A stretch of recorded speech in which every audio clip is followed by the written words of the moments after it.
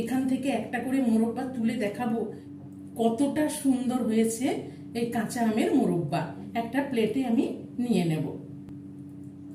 দেখুন, এইভাবে প্রত্যেকটা মোরব্বা আমি এই প্লেটের মধ্যে রস থেকে তুলে নিয়ে নেব।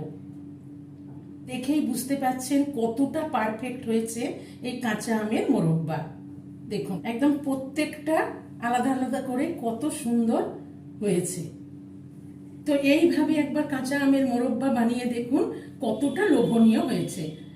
হ্যালো ফ্রেন্ডস, মাদার কুক চ্যানেলে সবাইকে স্বাগত। আজকে আমি আপনাদের সাথে শেয়ার করব কাঁচা আমের মোরব্বা। এই মাত্র 2টি উপকরণ দিয়ে এই কাঁচা আমের মোরব্বা তৈরি হয়ে যায়। তো চলুন দেখতে থাকুন আমি কিভাবে বানাই এই কাঁচা আমের মোরব্বা। কাঁচা আমের আমরা নানা রকম এই সময় রেসিপি বানিয়ে সারা বছর স্টোর করে রাখি। আচার, মোরব্বা, চাটনি, ঝুরি আচার, কাসুন্দি। আজকে আমি আপনাদের সাথে শেয়ার করব কাঁচা আমের মোরব্বা। তো এই কাঁচা আমের মোরব্বা বানাবার জন্য এখানে আমি কাঁচা আম নিয়ে নিয়েছি 1 কিলো। প্রথমে কাঁচা আমগুলোকে আমি কেটে নেব। তো এখানে দেখুন, প্রথমে আমের বোটাগুলো কেটে নেব। আমের বোটাগুলো কেটে নিয়ে আমগুলোকে ছুলে নেব।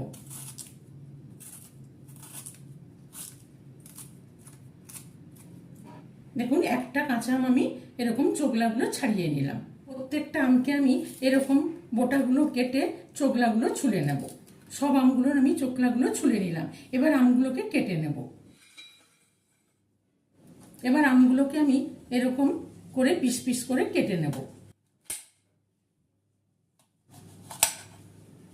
দেখুন, একটু খুব বেশি মোটাও না, খুব বেশি পাতলাও না, এরকম একটা মিডিয়াম সাইজ করে আমি এরকম চাকা চাকা করে কেটে নিচ্ছি। তবে আপনারা যে কোনো শেপের কেটে নিতে পারেন। একটা আম এইভাবে কেটে নিলাম। এবার ভেতর থেকে বীজটা ছাড়িয়ে নেব।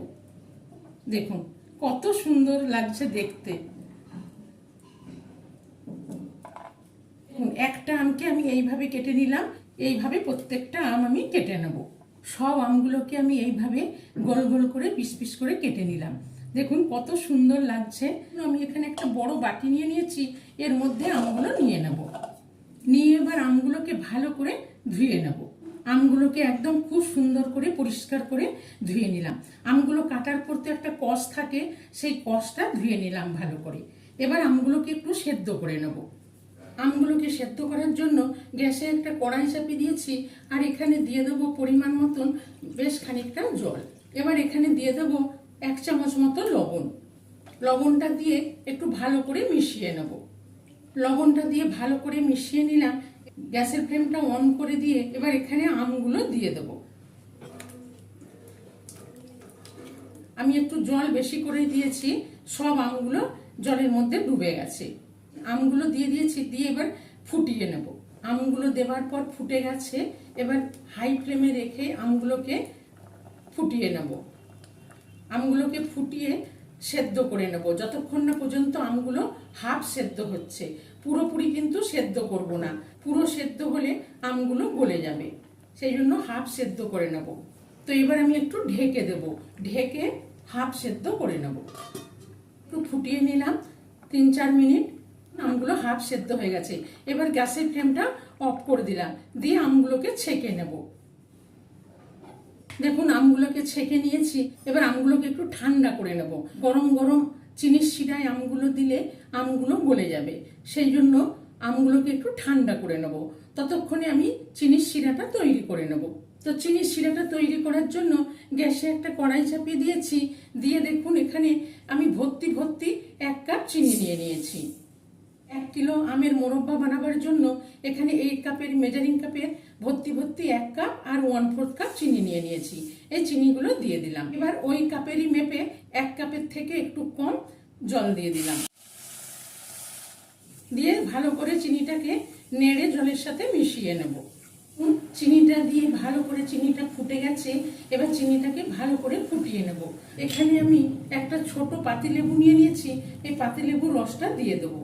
লেবুটা দিয়ে ভালো করে এবার নেড়ে মিশিয়ে নেব, দিয়ে ভালো করে ফুটিয়ে নেব। চিনিটা ফুটতে ফুটতে দেখুন চারিদিকে যেই ফেনাগুলো আছে, এই ফেনাগুলো আস্তে আস্তে আমি একটা ছাঁকনির সাহায্যে নোংরাটাকে চেকে নেব। আপনারা চাইলে এর মধ্যে দুধ দিয়েও নোংরাটা কাটিয়ে নিতে পারেন। যেহেতু চিনিটা খুব পরিষ্কারই আছে, সেজন্য এর মধ্যে নোংরাটা কম। দেখুন, এই নোংরাটা তুলে নিলাম, খুব সুন্দর করে ছেঁকে নিলাম। এবার একটু ফুটিয়ে নেব। এবার এখানে আমি 3টে এলাচ ফাটিয়ে নিয়েছি, এই এলাচ 3টে দিয়ে দিলাম।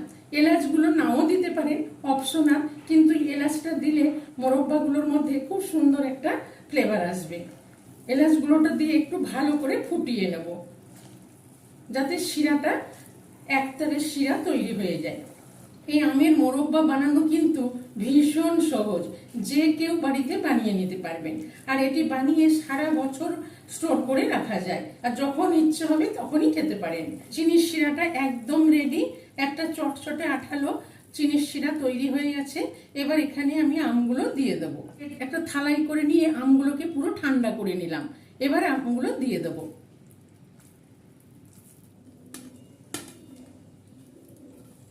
আমগুলো সব দিয়ে দিলাম, দিয়ে চিনির শিরাটার মধ্যে আমগুলো ডুবিয়ে নিলাম। চিনির মাপটা কিন্তু আপনারা আপনাদের প্রয়োজন মতো নিয়ে নেবেন। এখানে আমি 1 কিলো আমের জন্য মেজারিং কাপে ভর্তি ভর্তি 1 কাপ আর 1/4 কাপ দিয়েছি। তবে আমের উপর নির্ভর করে, কোনো আম বেশি টক থাকে, কোনো আম কম টক থাকে। আর আমগুলো খুব বেশি টক না। দিয়ে এবার ভালো করে আমগুলো ফুটিয়ে নেব, একটু ঢেকে দেব, যাতে আমগুলো ভালোভাবে সেদ্ধ হয়ে যায় আর রসটা ভালোভাবে ঢুকে যায়। ঢাকা দিয়ে কিছুক্ষণ ফুটিয়ে নিলাম। এবার ঢাকাটা খুলে দেখে নেব। দেখুন, গ্যাসের ফ্লেমটা হাই ফ্লেমে রেখে কিছুক্ষণ ফুটিয়ে নিয়ে কি দারুণ হয়েছে। একদম আমগুলো স্বচ্ছ হয়ে গেছে। দেখুন, আর একটু ভালো করে ফুটিয়ে নেব। আমি আরো 1 মিনিট মতন ফুটিয়ে নিলাম। দেখুন কত সুন্দর হয়েছে, মোরব্বার কালারগুলো দেখুন কত সুন্দর হয়েছে, একদম কাঁচের মতন স্বচ্ছ, আর খুব সুন্দর রস ঢুকে গেছে ভেতরে। এখানে খুব সামান্য কিশমিশ জলে ভিজিয়ে রেখেছিলাম, কটা কিশমিশ উপর থেকে দিয়ে দিলাম। এটা দেখতে সুন্দর লাগার জন্য, আর খাবার সময় মুখে 2-1টা কিশমিশ পড়লে ভালোই লাগে। এটা অপশনাল। আমগুলো সেদ্ধ হয়ে একদম মোরব্বা তৈরি হয়ে গেছে। একটাও কিন্তু আম ভাঙেনি, দেখেই বুঝতে পারছেন বন্ধুরা, একটা আমও কিন্তু ভেঙে যায়নি, প্রত্যেকটা আম একদম গোটা গোটা আছে। এবার আমি গ্যাসের ফ্লেমটা অফ করে দিলাম। অফ করে দেবার ফলে দেখুন আমগুলো পুরো দেখা যাচ্ছে, কত সুন্দর আমের মোরব্বা তৈরি হয়ে গেল। এই আমের মোরব্বা রেসিপিটি ভালো লাগলে মাদার কুক চ্যানেলটিকে লাইক, শেয়ার এবং সাবস্ক্রাইব করার অনুরোধ রইল। তো এবার আমি রেখে একটু ঠান্ডা করে নেব। এটা ঠান্ডা হলে আর একটু জমে যাবে। দিয়ে একটু ঢেকে দিলাম। মোরব্বাটা বন্ধ করে একটু ঢেকে রেখেছিলাম একটু ঠান্ডা হওয়ার জন্য। কতটা রসটা টেনে কতটা স্বচ্ছ হয়ে গেছে, কত সুন্দর মোরব্বার কালারগুলো এসেছে। দেখুন, একদম সুন্দরভাবে পারফেক্ট কাঁচা আমের মোরব্বা তৈরি হয়ে গেছে। এবার আমি একটা পাত্রে ঢেলে নেব। এখানে আমি একটা কাঁচের বোল নিয়ে নিয়েছি, নিয়ে আস্তে করে আমি এই কাঁচের বোলের মধ্যে মোরব্বাটা একদম ঢেলে দিলাম। কেন কি এখনো পুরোপুরিভাবে ঠান্ডা হয়নি। এখন যদি একটা একটা করে তুলতে যাই তো মোরব্বাগুলো ভেঙে যাবে। তো একদম পুরোপুরি আমি ঠান্ডা করে নেব। দেখুন বন্ধুরা, কতটা লোভনীয় হয়েছে, কতটা সুন্দর হয়েছে।